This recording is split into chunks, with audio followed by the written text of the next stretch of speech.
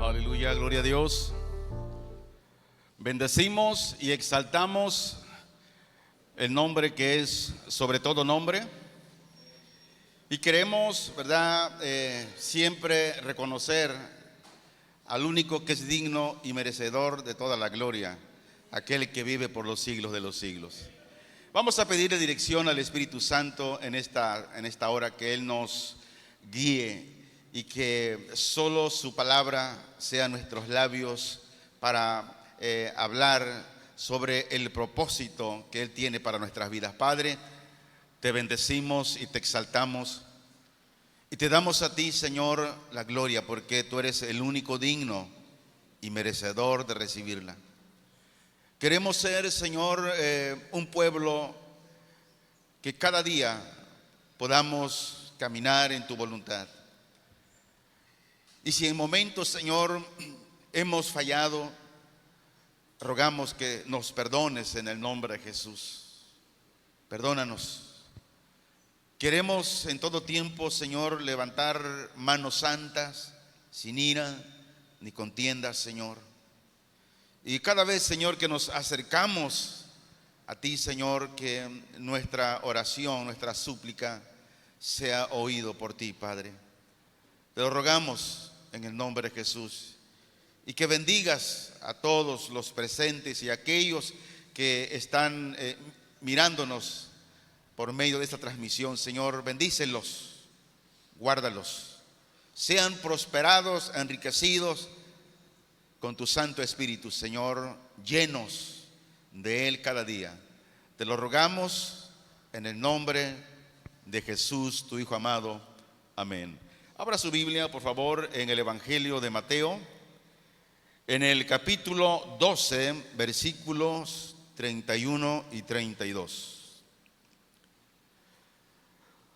Queremos que el remanente en este lugar, que la iglesia, parte de la iglesia en toda la tierra, en este lugar, seamos una congregación madura, que crezcamos día a día en la madurez, que seamos una congregación equilibrada conforme el principio de la palabra de Dios.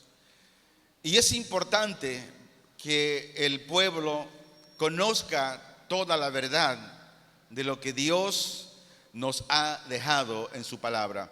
Dice Mateo capítulo 12, 31 y 32: por tanto os digo, todo pecado y blasfemia será perdonado a los hombres, mas la blasfemia contra el Espíritu Santo no le será perdonada.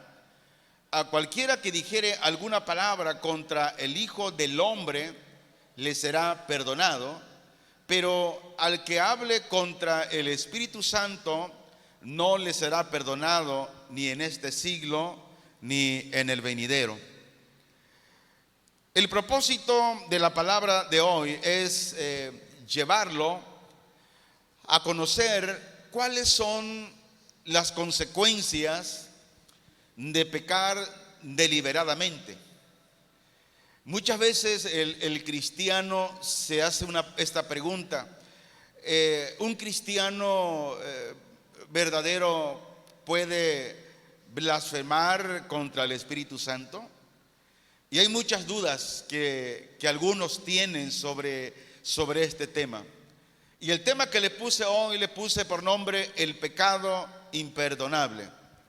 Jesús dice que hay un pecado que no será perdonado. ¿Cuál es el pecado imperdonable? La Biblia dice que los fariseos en el tiempo de Jesús acusaron a Jesús de echar fuera demonios por el poder de Satanás. Y la invitación es que se quede hasta el final, aquellos que nos están escuchando por medio de esta señal, que se queden al final del sermón, y creemos que el Espíritu Santo nos estará quitando capas de ignorancia espiritual que tal vez hay en nuestra mente y en nuestro corazón. Tal vez usted como cristiano, decíamos, se ha preguntado, ¿puede un verdadero creyente blasfemar contra el Espíritu Santo? Es una pregunta que de continuo en lo personal me la han hecho en mi correo. Me han hecho esta pregunta. Pero la clave para entender esto es permitir al Espíritu Santo con toda humildad que Él nos lleve a ese momento, ¿verdad? De que le demos la oportunidad al Señor, y el Señor por medio del Espíritu Santo nos dará una claridad concerniente quiénes son aquellos que están cometiendo ese pecado imperdonable.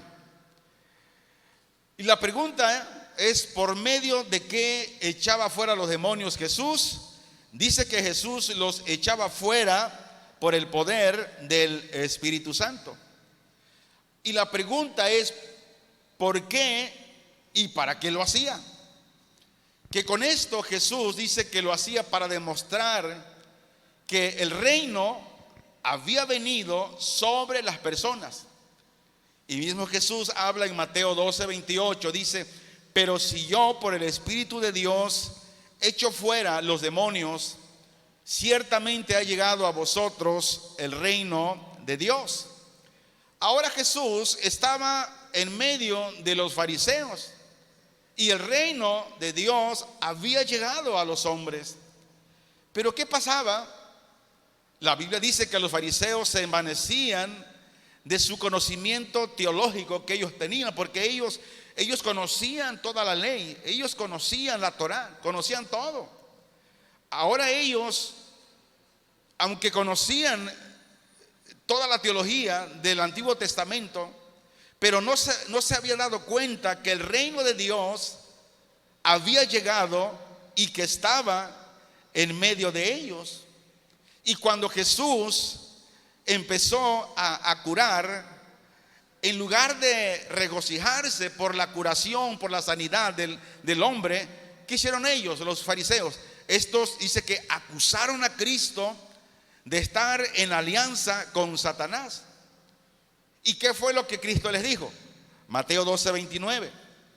Porque ¿cómo puede alguno entrar en la casa del hombre fuerte y saquear sus bienes si primero no le ata? Y entonces podrá saquear su casa. Ahora, la pregunta aquí: ¿quién es el vencedor? Bueno, el vencedor sabemos que es Jesús sobre Satanás. Pero el hombre fuerte, ¿quién es? Es Satanás. Su casa dice que es la esfera en la que él tiene toda influencia. Sus bienes son sus demonios. Y Jesús es el que ata al hombre fuerte, entra a su casa y saquea sus bienes. Pero aquí surge una pregunta muy importante: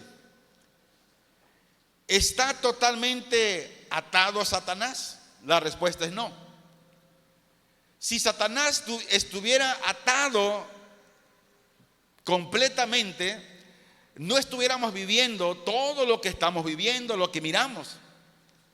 La Biblia dice que la atadura de Satanás es en ciertas etapas. Y primero dice que comenzó en el ministerio público de Cristo, donde quedó determinantemente garantizado por la muerte y resurrección de Cristo.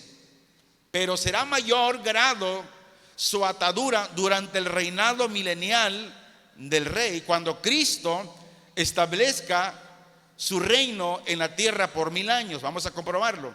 Apocalipsis capítulo 20, versículo 2, se lee así: y prendió al dragón, la serpiente antigua, que es el diablo y Satanás, y lo ató por 1000 años.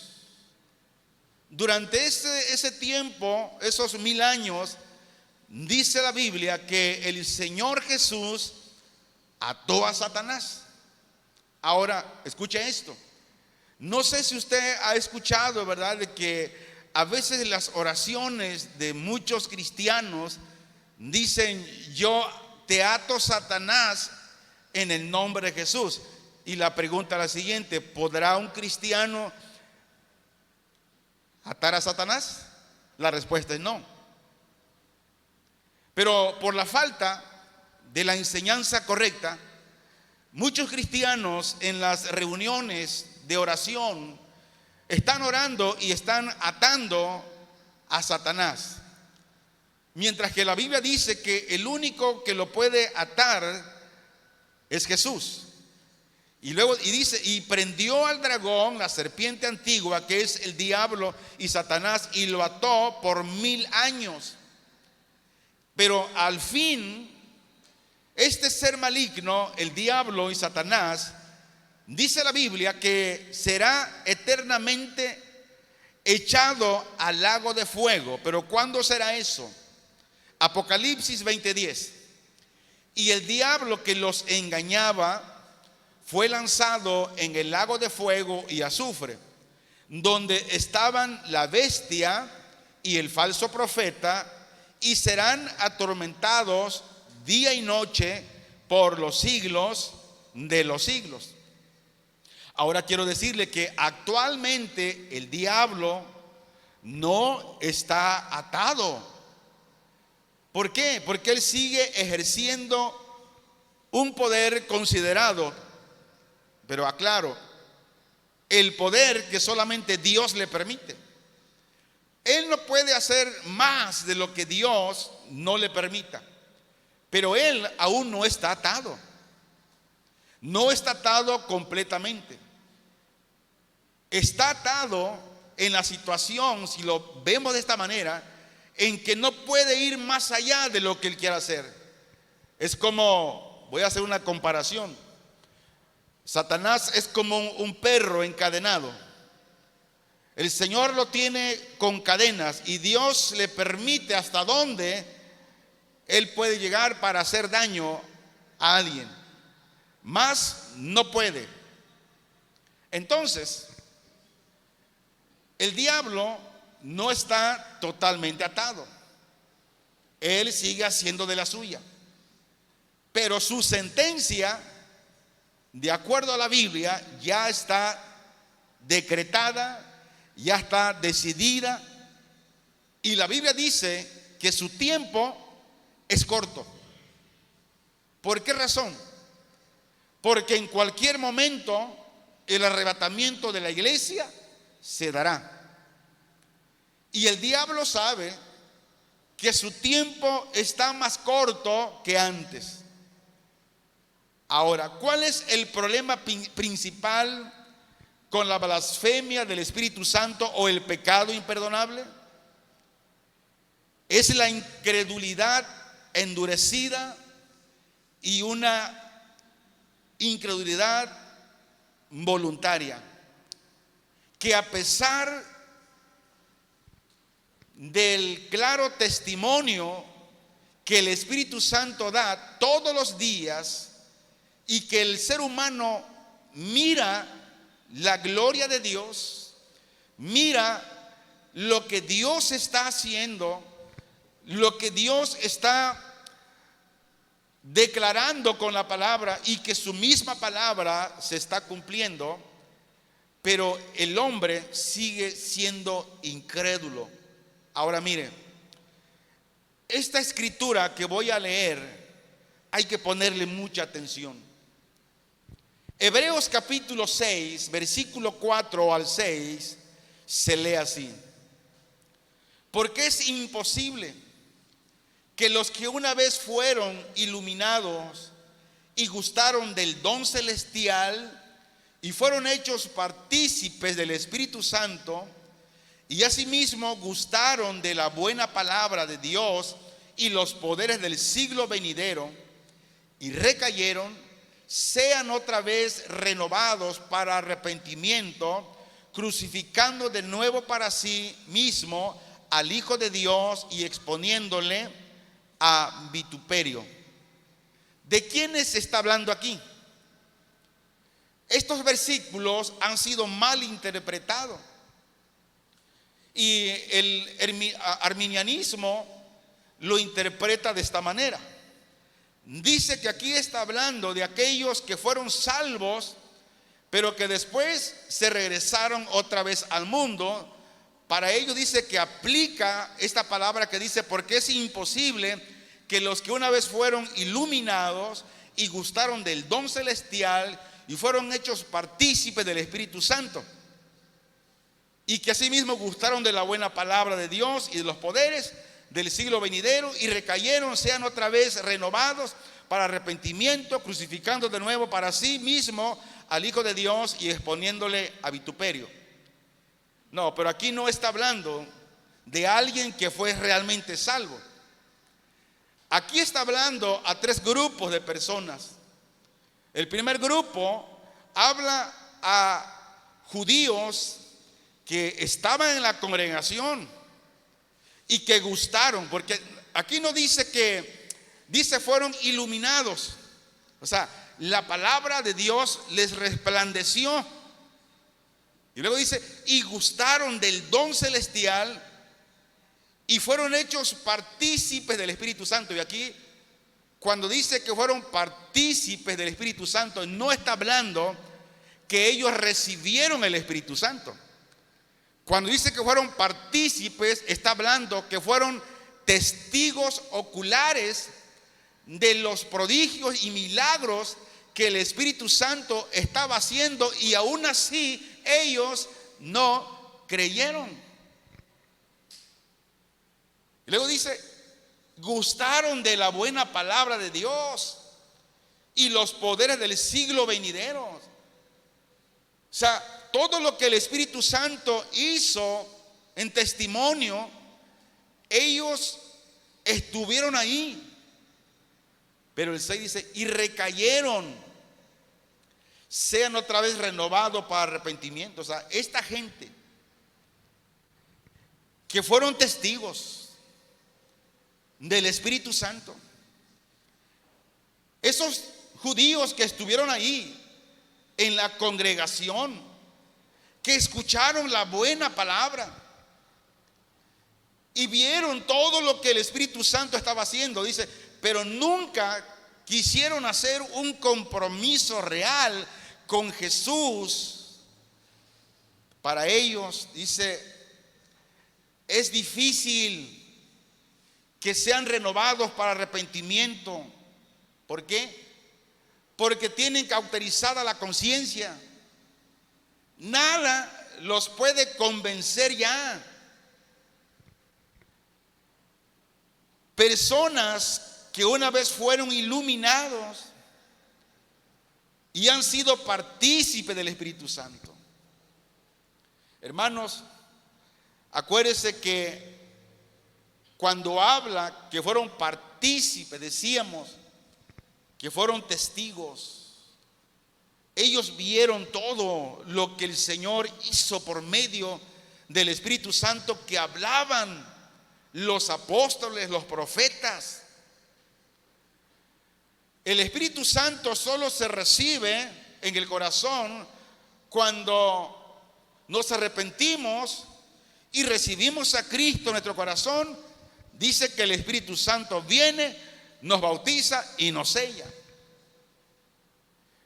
Entonces, estos pasajes se refieren a personas, mire, que tenían un gran conocimiento del Espíritu Santo. ¿Por qué? Porque lo vieron hacer milagros por medio de Jesús y por medio de los apóstoles y profetas. Pero ¿sabes qué? Se quedaron nomás viéndolo de lejos. No quisieron comprometerse con Jesús. Mantenerse firme en la incredulidad, con un corazón duro, se corre el peligro de cometer el pecado imperdonable. ¿Cuánta gente hoy está viviendo con una incredulidad, con un corazón duro, que tiene el conocimiento realmente de Dios, del Espíritu Santo, pero hasta ahí nada más? Y este es el peligro. Es posible que personas conocen el Evangelio. Hay un dicho que dice: yo sé que él nació en el Evangelio. Sí, pero el Evangelio no ha nacido en él. Y esos que nacieron en un lugar llamado cristianos, muchos de ellos están endurecidos, tienen el conocimiento de Dios, son testigos de lo que el Espíritu Santo ha hecho. Pero ¿cómo está su corazón? Está duro. Y cuando el corazón está duro es porque hay incredulidad. Y cuando hay incredulidad en el corazón del hombre, ¿qué sucede? Habrá un rechazo continuo a Jesús. Ahora, a esas personas la Biblia les llama apóstatas, que están más allá del arrepentimiento y a la gracia. Abra su Biblia. Hebreos capítulo 10, versículo 26 al versículo 31, se lee así: en el nombre de Cristo. Porque si pecáremos voluntariamente después de haber recibido el conocimiento de la verdad, escuche lo que dice: después de haber recibido el conocimiento de la verdad. No dice que después que recibiste a Cristo y eres salvo. ¿Cuánta gente ha recibido el conocimiento de la verdad, tiene el conocimiento de la verdad, pero ¿sabes qué? Pero no quiere ningún compromiso con Cristo, y para ello dice: ya no queda más sacrificio por los pecados. 27. Sino una horrenda expectación de juicio y de hervor de fuego que ha de devorar a los adversarios. El que viola la ley de Moisés por el testimonio de 2 o de 3 testigos muere irremisiblemente. ¿Cuánto mayor castigo pensáis que merecerá el que pisoteare al Hijo de Dios y tuviere por inmunda la sangre del pacto en la cual fue santificado, e hiciere afrenta al Espíritu de gracia? Pues conocemos al que dijo: mía es la venganza, yo daré el pago, dice el Señor. Y otra vez: el Señor juzgará a su pueblo. El versículo 31. Horrenda cosa es caer en mano del Dios vivo. O sea, es algo tremendo el que tengas el conocimiento de la verdad, pero que rechazas la verdad. Una cosa es tener el conocimiento de la verdad y otra cosa es recibir la verdad. Si alguien conoce la verdad y recibe esa verdad, ¿qué hace la verdad en el hombre? Lo hace libre. Pero mientras tenga el conocimiento de la verdad, pero hasta ahí nada más, ese hombre sigue atado. Ese hombre está en un gran peligro. ¿Cuál peligro? Del pecado imperdonable. Ahora, la realidad es que todos los que rechazan al Señor Jesús en esta vida, todos esos que no lo aceptan con una fe salvadora, esos escuchen, esos no pueden ser perdonados. ¿Por qué razón? Porque el perdón solo se ofrece a quienes creen en él cuando la persona vive. Después de muerto nadie puede arrepentirse. Después de muerto nadie puede ser salvo.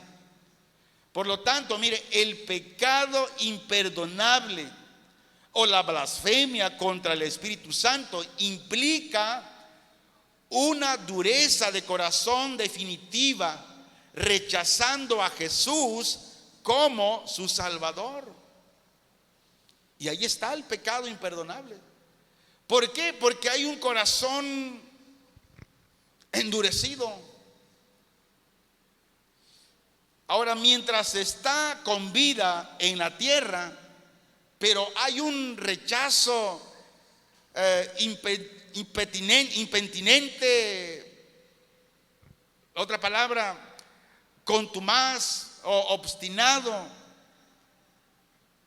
o algo como una terquedad, rechazando al Señor Jesucristo. A esto se le llama el pecado de muerte o la blasfemia contra el Espíritu Santo. ¿Por qué? Ya que el perdón se encuentra a través de la fe y el arrepentimiento en Cristo Jesús. Y mucha gente hoy está cometiendo ese pecado. Y la pregunta es, ¿tendrán oportunidad de un día arrepentirse? No lo sabemos. Pero cualquiera que venga a Cristo con un verdadero arrepentimiento y una fe genuina, este será perdonado. Juan 6:37 dice: todo lo que el Padre me da vendrá a mí, y al que a mí viene no le echo fuera. Pero ¿qué necesita el hombre? Arrepentirse de sus pecados. Romanos 19, que si confesares con tu boca que Jesús es el Señor y creyeres en tu corazón que Dios le levantó de los muertos, serás salvo. Entonces, el hombre tiene también una responsabilidad de venir al Señor, y si él viene al Señor, el Señor lo recibe. La Biblia dice que hay perdón para otras formas de pecado y blasfemia. Mateo 12:31, regresamos ahí. Dice: por lo tanto os digo, todo pecado y blasfemia será perdonado a los hombres, mas la blasfemia contra el Espíritu Santo no les será perdonada. A cualquiera que dijere alguna palabra contra el Hijo del Hombre, le será perdonado, pero al que hable contra el Espíritu Santo no le será perdonado, ni en este siglo ni en el venidero. Incluso el ser humano puede hablar contra el Hijo del Hombre. ¿Quién es el Hijo del Hombre? Jesucristo. Y aún así, él puede recibir perdón. Pero blasfemar contra el Espíritu Santo es un pecado para el que no hay perdón en esta época, ni en la era milenial que está por venir. Ahora, cuando Jesús dijo en esta época, se estaba refiriendo a los días de su ministerio público en la tierra. Ahora quiero llamarle toda la atención aquí. El pecado imperdonable, escuche esto, el pecado imperdonable no es lo mismo que rechazar el Evangelio. ¿Por qué razón? Explico. Un hombre puede escarnecer a Cristo, puede burlarse durante años de él y luego arrepentirse, creer y ser salvo. ¿Qué pasó con nosotros? ¿Cuántas veces nos mofamos de Dios? ¿Cuántas veces nos burlamos de Cristo, de los hermanos? ¿Cuántas veces perseguimos a los hermanos? Pero escuche bien, si muere en incredulidad, esta persona queda sin perdón. Y la pregunta es, ¿por qué murió sin perdón? Porque él sabía que todas las afirmaciones de las Escrituras del Espíritu Santo son verdaderas. Él decía, bueno, sí, es cierto, pero hasta ahí nada más. Pero aún así, sabiendo que era verdad, él las rechazaba de todas formas. Y al rechazarlas, estas personas pecan contra el Espíritu Santo. ¿Por qué? Porque están rechazando la verdad, el testimonio del Señor por medio del Espíritu Santo. Ahora, ¿por qué pecan contra el Espíritu Santo? ¿Qué hace el Espíritu Santo? El Espíritu Santo testifica de Cristo, y es el Espíritu Santo quien nos lleva a conocer la verdad. Juan 15:26 dice, pero cuando venga el Consolador, a quien yo os enviaré del Padre, el Espíritu Santo de verdad, el cual procede del Padre, él dará testimonio de mí. ¿Qué es lo que hizo el Espíritu Santo? Dar testimonio de Jesús. Ahora mismo Juan 16, 14 y 15. Él me glorificará, porque tomará de lo mío y os lo hará saber. Todo lo que tiene el Padre es mío. Por eso dije que tomará de lo mío y os lo hará saber. Ahora vemos aquí que el perdón no era posible para aquellos fariseos quienes presenciaron sus milagros. ¿Por qué no era posible el perdón para ellos? Porque rechazaron el testimonio de la verdad. Estaban acusando a Jesús que los milagros que él hacía era por Satanás, por Belzebú. Y al hacer esto estaban rechazando a Cristo. Ellos conocían la verdad de sus afirmaciones, conocían el Antiguo Testamento, de lo que hablaba del Cristo que iba a venir. Y aún así ellos blasfemaron contra el Espíritu Santo. ¿Y por qué blasfemaron contra el Espíritu Santo? Al rechazarlo. Cualquier posible revelación para ellos ya no era importante. Y esa negación, ese rechazo que ellos hicieron, cometieron el pecado imperdonable. Hebreos capítulo 6, versículo 4 al 6 dice, porque es imposible que los que una vez fueron iluminados y gustaron del don celestial y fueron hechos partícipes del Espíritu Santo, y asimismo gustaron de la buena palabra de Dios y los poderes del siglo venidero, y recayeron, sean otra vez renovados para arrepentimiento, crucificando de nuevo para sí mismo al Hijo de Dios y exponiéndole en vituperio. Luego el capítulo 10, versículo 29 dice, ¿cuánto mayor castigo pensáis que merecerá el que pisoteare al Hijo de Dios y tuviere por inmunda la sangre del pacto en la cual fue santificado e hiciere afrenta al Espíritu de gracia? Comentaba con un pastor hace unos días y decía, pastor, dice, a veces yo no entiendo por qué muchos ya no están en las iglesias. Y dice él, por ejemplo, dice, en la iglesia donde yo estoy, dice, ¿viste lo que dijo? Dice, casi todos los de la alabanza cayeron en adulterio, dice. ¿Y sabes qué dice? Y ya no están, y ya no van ni a la iglesia. Dice, yo creo que estos, dice, se desconvirtieron. Le digo, no, hermano, es que estos nunca han sido salvos. Porque realmente yo le decía, el que es salvo permanece.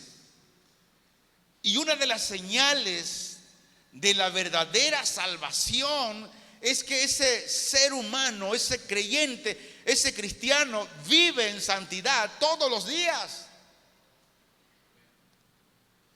Entonces, la verdad, hermanos, esas personas nunca se convirtieron. Solamente ellos fueron iluminados y gustaron del don celestial, sintieron bonito. Ay, qué bueno. Dice, y fueron partícipes del Espíritu Santo. Ellos estuvieron ahí cuando el pastor oró y hubo sanidad. Ellos estuvieron ahí, fueron testigos, e incluso acompañaron con la música. Pero solamente fueron partícipes y solamente gustaron de la buena palabra de Dios. Hasta ahí nada más. Pero dice, pero recayeron. ¿Por qué recayeron? Mire, aquí surge una pregunta. ¿Un cristiano puede caer en pecado? La respuesta es sí. Pero ¿cuál es la diferencia? Cuando un cristiano cae en pecado, ¿quién es el que vive en ese cristiano? Es el Espíritu Santo. ¿Y qué es lo que hace el Espíritu Santo? Redarguye al Hijo de Dios y le hace ver que el pecado que cometió, si no se arrepiente, la comunión con Dios seguirá rota. Y el Espíritu Santo lleva al cristiano a pedir perdón, a confesar su pecado. ¿Y qué hace el Señor? Lo restaura nuevamente a la familia de Dios. Pero no así el que no es salvo. Dice, ¿cuánto mayor castigo pensáis que merecerá el que pisoteare al Hijo de Dios y tuviere por inmunda la sangre del pacto en la cual fue santificado e hiciere afrenta al Espíritu de gracia? ¿Sabe usted cuánta gente hoy está blasfemando el Evangelio por ese tipo de personas que solamente gustaron del don celestial y que fueron partícipes del Espíritu Santo, pero que ahora ya no quieren nada y tienen un corazón endurecido? Mucha gente hablan mal del Evangelio. Mateo 12:32 dice, a cualquiera que dijere alguna palabra contra el Hijo del Hombre le será perdonado.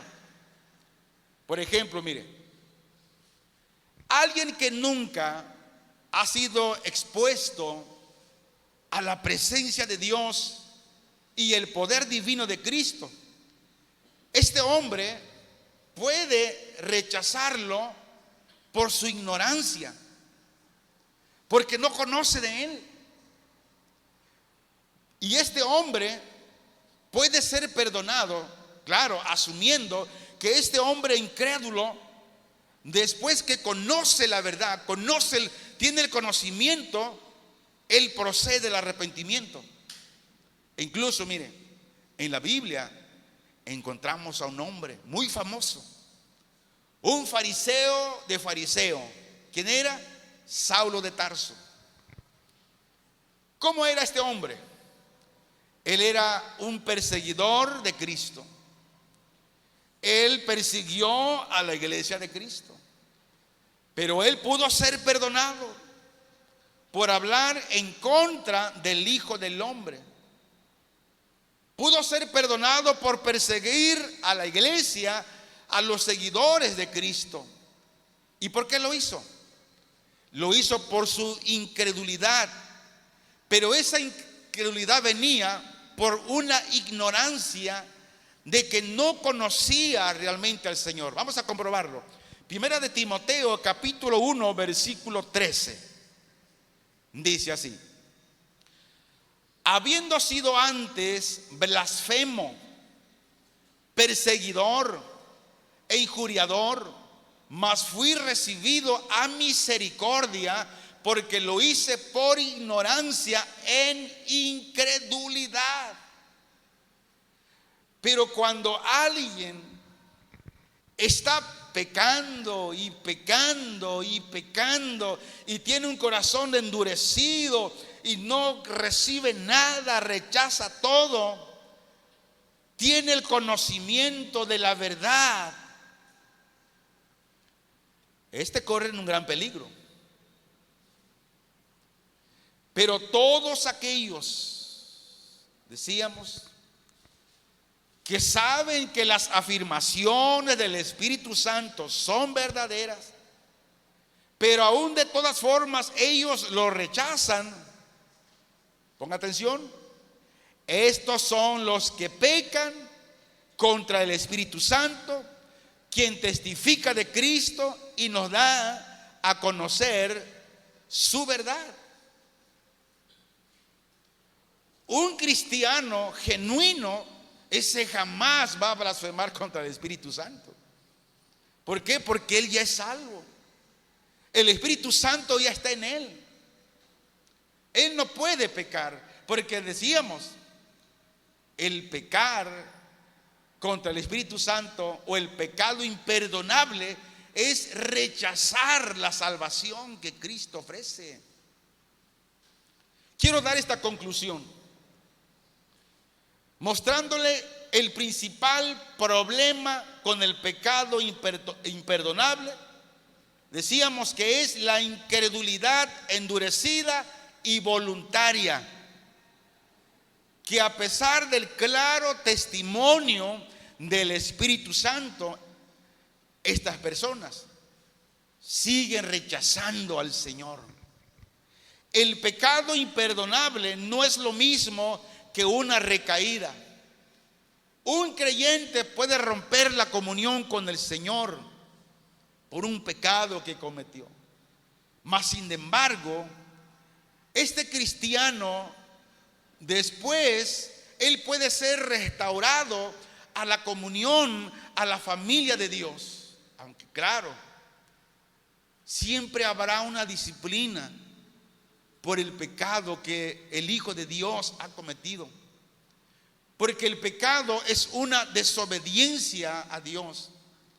Ahora, muchas personas, muchos cristianos tienen el temor de haber cometido el pecado imperdonable, incluso en el caso de que este pecado, hermanos, se pudiese cometer en nuestra época. Pero quiero que escuche esto. Aquellos que a veces se sienten mal o con dudas, ay, tal vez yo he cometido este pecado imperdonable. Quiero que escuche esto. El hecho de que una persona esté inquieta, híjole, Señor, guárdame, o tal vez, Señor, yo no. El hecho de que una persona esté inquieta, esto es una evidencia de que no es culpable de ese pecado imperdonable. ¿Por qué? Porque el Espíritu Santo está allí y le dice, a ver, ten cuidado, ¿verdad?, de que no peques en nada. Pero ahora mire, vamos a ver la diferencia. Los que han cometido este pecado, la blasfemia contra el Espíritu Santo o el pecado imperdonable, estas personas están totalmente endurecidos, no reciben nada. Si usted quiere hablar de Cristo, se enojan, son implacables, se oponen a Cristo de una forma terrible. Estas personas no tienen escrúpulos acerca de insultar al Espíritu Santo. Ellos no tienen vacilación alguna. ¿Y sabes qué? Y jamás se arrepienten. Ahora, las personas que están así y viven así y mueren así, esos son los que cometen ese pecado imperdonable. ¿Por qué? Porque si no se arrepintió en vida, no fue perdonado en vida, no puede arrepentirse muerto, ni ser perdonado muerto. No es como la religión tradicional ha enseñado y ha cegado a todo el mundo. Unos 10 Aves María, unos 5 Padre Nuestro, o con que pagues unas 5 misas, las indulgencias, y yo lo saco del purgatorio como venga. La Biblia no dice eso. El pecado imperdonable contra el Espíritu Santo implica una dureza de corazón definitiva, rechazando a Jesús como su Salvador. Pero cualquiera que venga a Cristo con un verdadero arrepentimiento y una fe genuina, este hombre, esta mujer, dice la Biblia, que será perdonado por Jesús. Entonces, un cristiano jamás puede cometer este pecado imperdonable. Y yo quisiera llevarlo a meditar en esta situación. Tal vez tenemos familias en un peligro de lo que hemos hablado sobre el pecado imperdonable. Está de nosotros como familia hablarles nuevamente a ellos, decirle que la incredulidad y la dureza voluntaria en el corazón lo tiene en un grave peligro, porque puede morir en cualquier momento de un paro cardíaco, una muerte repentina que no le dé tiempo a arrepentirse, y si muere así, él muere con ese pecado imperdonable. Porque tal vez él tiene el conocimiento, él conoce la verdad, pero no tiene un compromiso con Jesús. Ha rechazado a Jesús. Y es nuestra obligación como amigos, como padres, decirle, recordarle a nuestra familia, los que viven en nuestra casa, que están en un grave peligro, porque tarde o temprano entregaremos este equipo que se llama cuerpo. El Espíritu se irá a quien lo dio, que es Dios. El cuerpo se va a la tierra porque de la tierra fue tomado. Pero el alma que pecare, esa morirá. Y es una muerte donde será lanzada al lago de fuego, donde no habrá descanso, donde día y noche será atormentada esa alma y no habrá descanso alguno en ella. Y tenemos que reflexionar como familia, como amigos, como compañeros, y decirle a nuestros seres amados de la importancia de no solamente tener el conocimiento de la verdad, no solamente ser partícipe del Espíritu Santo, sino recibir el perdón de Cristo, recibiendo a Cristo como nuestro Señor y nuestro Salvador.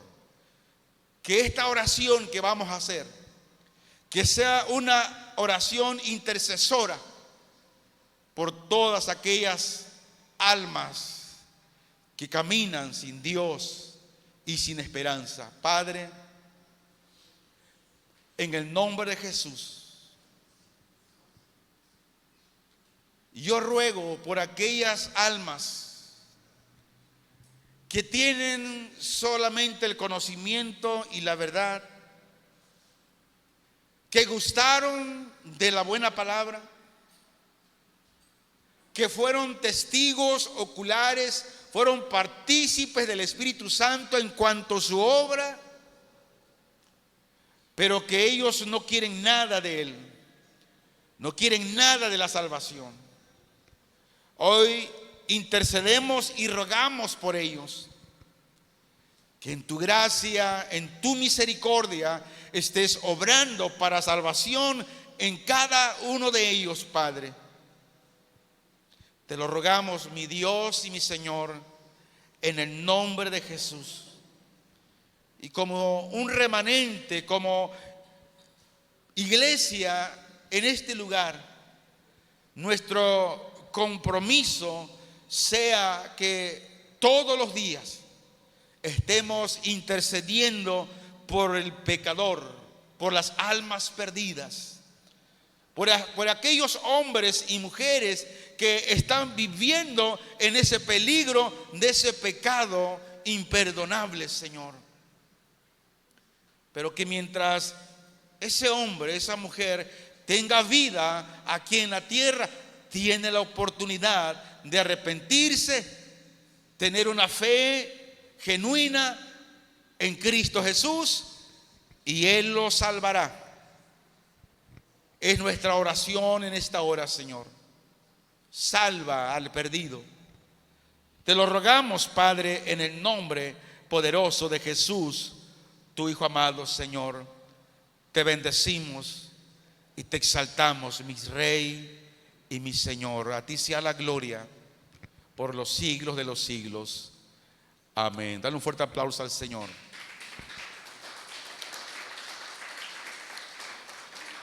Aleluya.